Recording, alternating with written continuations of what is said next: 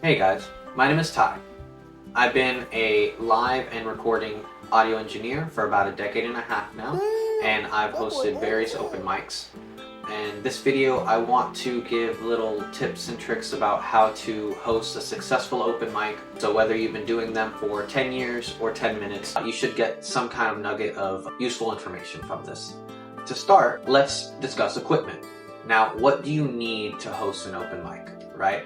Most places that are going to hire you aren't going to have their own sound equipment and instruments ready to go. That's what they have you for. So what I did when I first started out is I started with the basics, and that would be microphones, cable, a PA, and a mixer. It's really all you need to get started. When it comes to speakers, I recommend getting 2 because you really want to host your open mic not only in stereo, but depending on the space, you want to make sure everything's covered sound-wise. When you're running an open mic in mono, not that there's anything wrong with that, but you do run into issues sometimes getting a cleaner mix because you don't have the stereo field for separation. So I recommend getting 2 speakers. You don't have to get the world's largest speakers at the most expensive price. I'm partial to Samsung, but Electro Voice, Rockville, really any speakers that sound good to you, because as an open mic host, we're relying on your taste to make sure that everything sounds good. To start, let's move on to the mixer. What are some qualities and features that you want to look for in a mixer? Well, for one, you definitely need to have a volume and a gain knob. That's basic mixer 101. You want those 2 things. Next is you want to spring for one that has some kind of equalizing capabilities. It doesn't have to have 10 different bands at the perfect intervals. A simple 3-band EQ works wonders when you're mixing live, because really all you're going to be using the EQ is for creating space. You really don't want to be adding any unnecessary frequencies, and we'll go over that in another video about how to mix an open mic. This is just your basics. Another thing you maybe want to look for in your mixer that not all mixers have are effects. Simple ones like delay and reverb go a long way, and it really makes your sound go from open mic to semi-pro. I can't tell you how many times I've brought in a singer-songwriter and just adding a touch of reverb really brings out a better performance from them because they feel larger than life. It's a really cool feeling, and I highly, highly recommend springing that extra couple bucks to get a mixer with those features. If you don't get a mixer with those features, that's fine. They sell delay and reverb pedals separately. So if you already have your own system ready to go, just consider maybe adding a delay or reverb effects pedal to your arsenal if you don't already have that built into your mixer. Another thing you want to focus on is some kind of way to connect a phone or computer to your system, whether that's aux or Bluetooth or some kind of C cable integration. You really want to be able to cater to all artists, right? Not every artist is going to be your singer-songwriter with an acoustic guitar. Some of your artists are going to be rappers and singers, right? That they produce at home and they want to showcase their songs live, but they don't necessarily have the instruments nor the 8 hands to integrate into their performance. With that, having something to be able to connect a computer or a phone goes a really long way, and I know they super appreciate when you have a feature like that.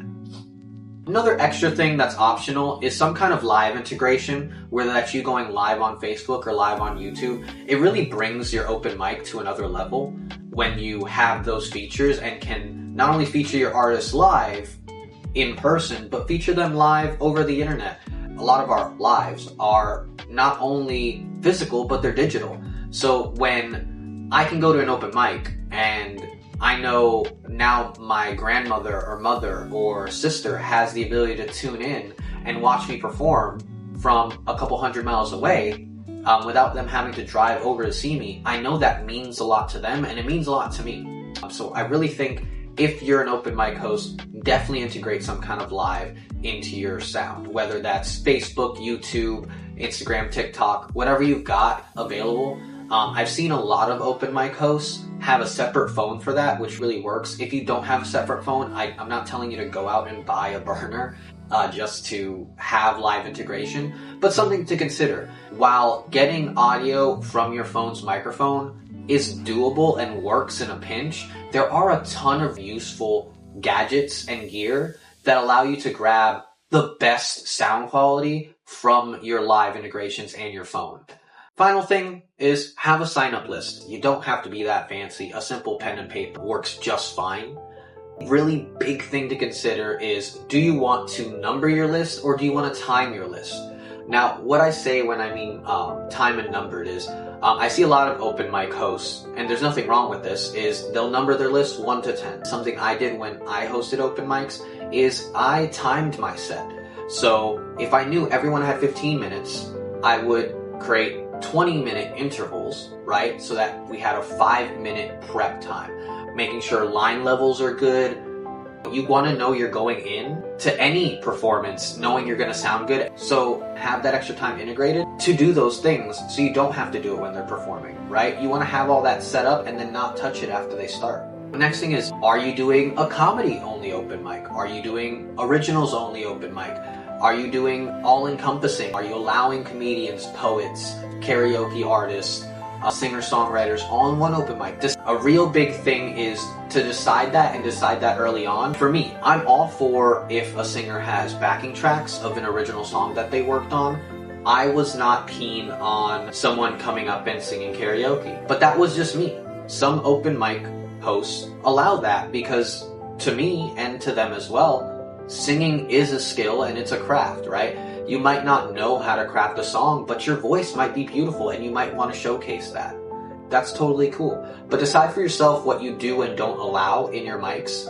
If you allow comedy, what kind of comedy do you allow? You don't want it to be to where if this is a family-friendly environment, that it now becomes an awkward situation where you have a dirty comic saying all these jokes and no one's laughing, right? It turns into a horror story for the comic and for you.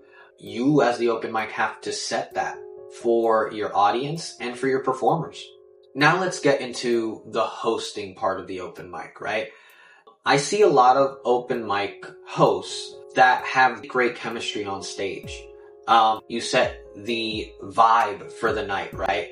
As the kids say, you have to have riz. So set the players at ease. I think a really cool thing that I see a lot of open mics hosts do is they'll start the open mic with them performing, right? It's not so they can show off. It's to open and set the stage because no one wants to go first usually, especially if it's your first time performing. And for a lot of people, an open mic is their first time performing. So you've got your list, you've got your charisma, you've got everything set up. How do you introduce the artist? Well, you can do it a number of different ways. I remember when I first started hosting open mics, I would check the list, and if there's someone that I didn't know, I made it a point to approach them and get to know them a little bit. I think that really helped both put the player at ease and so I could learn a little bit about them. And I'd use that when introducing them. So if it was a comedian's first time, I'd get to know them and their comedy, and that way I could preface that and set the stage for both the performer and the audience. You don't want the performer going up and the audience not having any expectation of what's about to happen. That creates a really good rapport for them to come back, right? Because ultimately the goal is to have your performers come back because they like performing for you and your audience. They like being there. So create an environment where you're excited to have them just as much as they're excited to be there. After introducing them and getting them on stage, talk to them about what their expectations are in terms of their sound, right? All the things we discussed previously. There's no point of having a reverb or effects pedal or those different effects like chorus on an acoustic guitar if you're just going to slap it on everybody. So speak with your performers and make sure that they have an expectation of what they want their sound to be. Now, you started hosting open mics. How do you get more people there? Back when I hosted open mic, I had to design the posters myself or have my girlfriend design them for me. So we use things like Canva, Studio, Photoshop to create our posters. Now, sometimes you might have a really great venue and they'll design the poster for you, and that's awesome. But these are skills that you need to start honing in on as an open mic host, because you're not just a host. you're the sound engineer, you're the promoter, and sometimes even a performer at the open mic.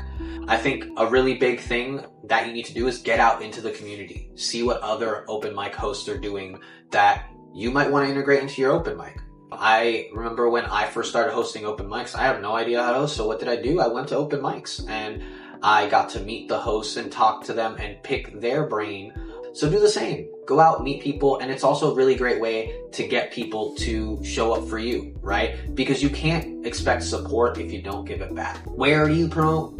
I already mentioned attending open mics, but another really great thing is to use Facebook groups. There's a ton, I'm sure, in your locale. Type in your locale and music, or locale and open mics. I'm sure you will find tons and tons of groups that cater to promotion and outreach.